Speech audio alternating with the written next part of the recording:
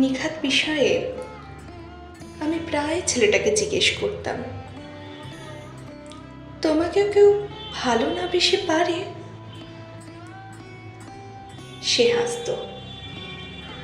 ছেলেটা নিয়ম করে তার হৃদয় ভাঙার কেচ্চা শোনাতো আমায়। কি সুনিপন হাতে জনৈক ভদ্রমহিলা তার প্রেমিক হৃদয়টাকে ভেঙে চুরমার করে দিয়েছে, ইত্যাদি। আমি তার সব কথাই ভারী মনোযোগ দিয়ে শুনতাম। খুব ভালোবাসতাম তো, তাই বোধহয় তার পুরনো দুঃখ, নতুন ব্যর্থতা, সমসাময়িক দোটানা এবং হঠাৎ হঠাৎ মাথাচাড়া দিয়ে ওঠা পাগলামি, প্রতিটা কথাই আমায় বাধ্য করত নতুন করে তার প্রেমে পড়তে। তবুও সে ঘুরিয়ে ফিরিয়ে আমাকে একটি নারীর কথা বলতো। একটি নারী, যে নারী আমি নই, যে নারী সে বরং ভালোবেসেছে, ভালোবেসে নিঃস্ব হয়ে গেছে, যে নারীকে নিয়ে সে জীবন কাটাতে চেয়েছিল, এমন একটি নারী যে আমি নই, যে কখনো আমি হব না।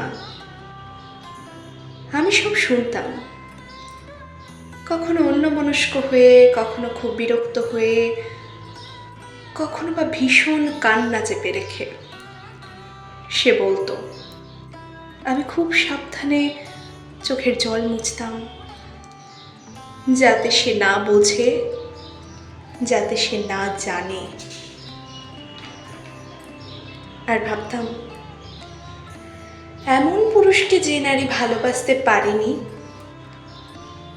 সে কি ধুলো ভরা মর্তের কেউ, নাকি দেবী?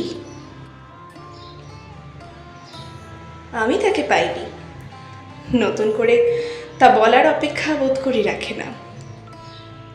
তাকে আমি পাইনি তেমন করে, যেমন করে সে পায়নি সেই নারীটিকে।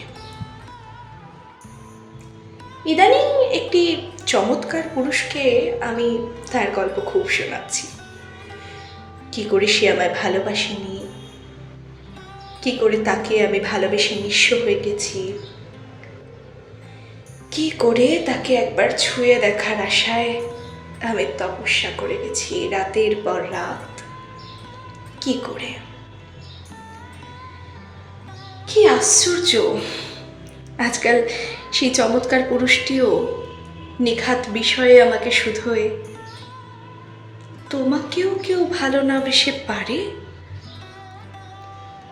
আমি মুচকি হাসি।